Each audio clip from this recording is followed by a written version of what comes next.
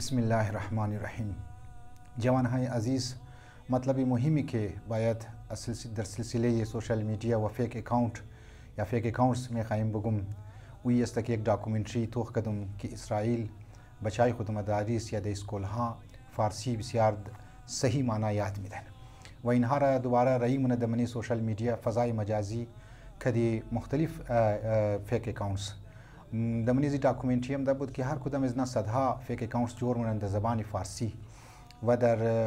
جنگ ها مانند که جنگ غزه و لبنان و غیره اینها مایا کدازی فیک اکاونت کو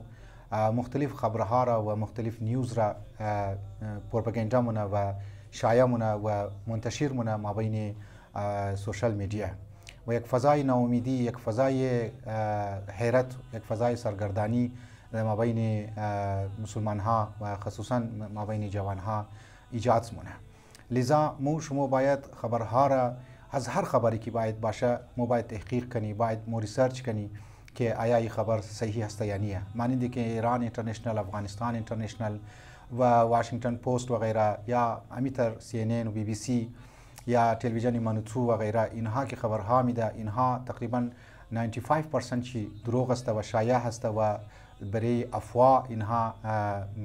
عمل مونن و اعتماد مونن امی برای افواه و این افواه را پیلاو مونن تا یک ناامیدی ما بین جوانها ایجاد شونه. لذا از من مو باید بسیار هوشیار باشی. شما تو که دشمنی چال چی هست، دشمن ای کار چی هست، مو شما باید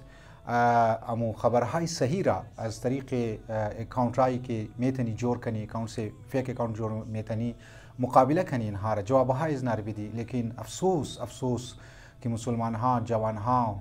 و مذهبی ها و اونهایی که میخواین برای دین خدمت کنن در ای آخر الزمان اینها بسیار سستی را مطلب اظهار شیمونن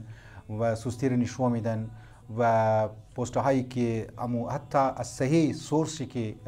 منتشر میشه من فضای مجازی حتی امونا را شیر نمونن، حتی امونا را مختلف گروپ ها که رای نمونن کجا که اینا خودشی بوره دادا فیک اکاونتس جور کنن و امو افواه را جواب شکسته بیدن. خدا مورا بصیرت بیده، خدا مورا